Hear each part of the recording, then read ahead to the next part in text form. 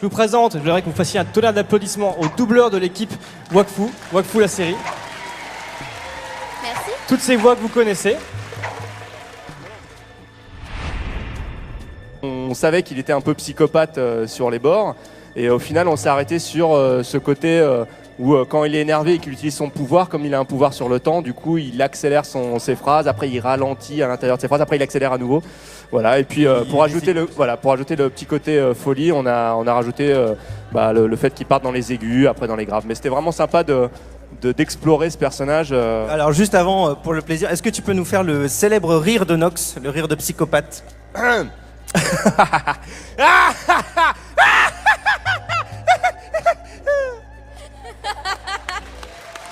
Voilà. Merci Benjamin. Alors moi, ça a été vraiment une très longue recherche. Enfin, à la base, je pensais pouvoir y arriver directement. Et très vite, on s'est rendu compte que c'était trop féminin, que ça allait pas. Donc en fait, avec Thomas, on a passé une journée entière à chercher la voix idéale qui collait le plus au personnage et donc était le moins féminin possible. Et c'est vrai que quand j'ai appris que des gens se posaient même pas la question de savoir si ça pouvait être une femme qui faisait la voix d'Hugo et des gens qui se laissaient complètement prendre au jeu, c'est hyper flatteur en fait. Parce que on se dit que voilà, on a rempli sa mission, on est bien dans le personnage. Les portails, c'était beaucoup plus facile que de trouver la voix. Parce qu'en fait, je fais du kendo, pour ceux qui connaissent. Et donc il y a le fameux kiai, le cri. J'aime beaucoup mon personnage, j'aime beaucoup sa relation, surtout avec Hugo, et ma relation avec Fanny, parce qu'on s'entend très bien. Et donc on aime bien amener ça à nos personnages aussi, je pense, leur fraternité, leur connivence. Voilà, nous aussi, on a pas mal galéré pour chercher la voix d'Adamai. Moi, au niveau du travail de recherche de voix, c'est sûr, c'est moins...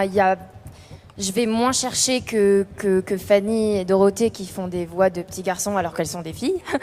Mais globalement, je la prends quand même plus légère que moi. Je pense que je suis plus posée, je suis plus dans mes graffes en temps normal, au naturel. Mais après, ce qui est bien dans le personnage d'Eva, c'est qu'elle est assez multiple. Elle a le côté plus féminin, plus timide. Quand elle est avec Tristepin notamment, quand on sent qu'elle est amoureuse ou qu'elle est un peu gênée, etc., il y a le côté plus aigu, plus féminin qui ressort. Et il y a aussi le côté garçon manqué, le côté guerrière, le côté femme forte, où là, il y a peut-être un peu plus de grain. Comme je suis une princesse, je m'inspire de mon côté très très fille, très girly, très princesse, très chieuse. Donc ça m'inspire un petit peu pour faire tous les petits côtés d'Amalia, très oh mais non je suis mal coiffée, au secours mes ongles, voilà. Donc j'essaye de penser à ça et en même temps je trouve que c'est un personnage très attendrissant, très gentil, elle est jolie, elle est super bien, donc il faut pas non plus la rendre insupportable. Donc j'essaie de lui apporter de la douceur à certains moments quand c'est nécessaire. Pour Tristepin, en fait, au début, c'était un peu gênant parce que sur les premières prises, notamment sur Vampiro, je le faisais pas assez stupide et j'avais beaucoup de mal à le... Comment dire ? J'avais un peu des scrupules, en fait, à le rendre trop débile. Et en fait, on m'a dit non, mais vas-y, fais-toi plaisir, hein, il est complètement débile, donc tu peux y aller. Donc, bon, après, vous avez dû remarquer que vraiment, il lui manque pas mal de cases, hein, il est pas très malin, le pauvre. Et voilà, mais il est toujours très fun à faire et notamment le peu de passages où des fois il est classe, c'est quand même assez sympa à faire. On vous a dit qu'on allait vous montrer un peu comment ça se passe en studio, vous allez vite comprendre la technique. Alors en fait l'épisode est coupé en petites séquences, voilà, donc chaque séquence on appelle ça une boucle, ça dure en général entre 30 secondes et 1 minute. Donc là la boucle est démarrée, voilà, ça défile, le texte défile avec le nom du personnage juste avant la phrase. Et en fait il faut dire la réplique au moment où ça passe sur la barre rouge, voilà. Et donc après il y a les réacs qui sont notés. Et donc il faut parler, essayer d'être synchrone à l'image, en même temps regarder le texte et en même temps regarder ce qui se passe à l'image, voilà. Donc en studio, voilà comment ça se passe. On va se faire une séquence comme si nous étions en studio. Dis-moi Amalia, je voudrais pas jouer les troubles fêtes, mais comment comptes-tu payer pour tous ces vêtements ? Payer pour ça ? Mais demande au chambellan. Tu veux dire le chambellan du royaume qui se trouve à 10 000 lieues d'ici ? Pas de problème, j'y vais, je leur explique ta fugue, et je suis de retour dans 2 mois, avec la garde royale. Alors, on va montrer un petit extrait avec Nox qui est assez fou. Alors le truc c'est qu'on va faire un épisode où normalement il y a le personnage de Gro Galoragran, mais Gro Galoragran n'est pas avec nous aujourd'hui. Et Grugaloragrane, c'est un mot qu'on adore prononcer. Oui. Parce que c'est vachement facile à dire dans une phrase. Ouais, Grugaloragrane, en plein milieu d'une phrase, c'est hyper facile. Alors du coup, c'est très agréable. On aimerait bien qu'ils le mettent plus souvent d'ailleurs. Ah oui, si vous pouvez le mettre à chaque phrase, ça serait bien. Ce serait génial. Alors l'avantage de mon personnage, c'est qu'il a un casque, donc on voit pas quand il parle.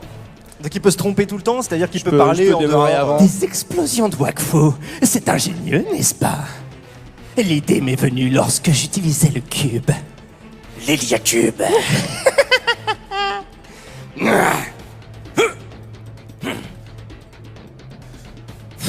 Ah, trop tôt. Tu fais vachement bien le feu. Ah, je fais bien le feu, Ah ouais, c'est c'est pas, incroyable. c'est pas mal. On peut faire les bruitages aussi tant qu'on y est.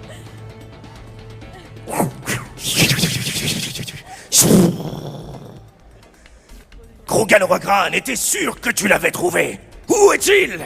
Que sais-tu de lui? D'où vient-il? Rends l'Héliacube à Grugaloragrane ou il causera ta perte. Héliacube. Quel drôle de nom. C'est un objet trop dangereux pour un humain tel que toi.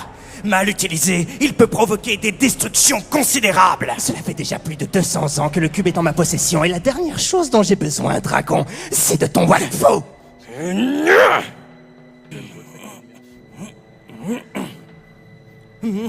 Ils sont un peu plus gros. Ah, comme ça.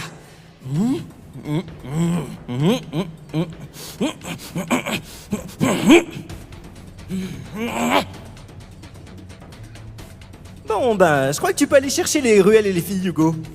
Mais tu vas t'écarpir, sale bestiole.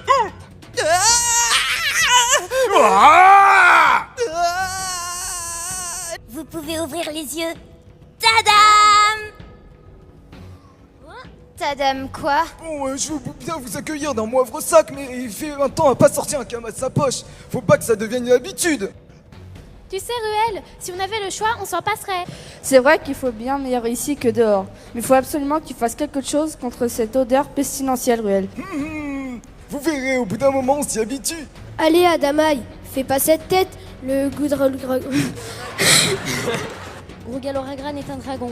Nox n'a aucune chance. Oui, je sais, Hugo. Mais c'est lui qui m'a élevé, tu vois. Alors je ne peux pas m'empêcher de faire du souci. Merci, hein, c'est pas mal pour un premier essai.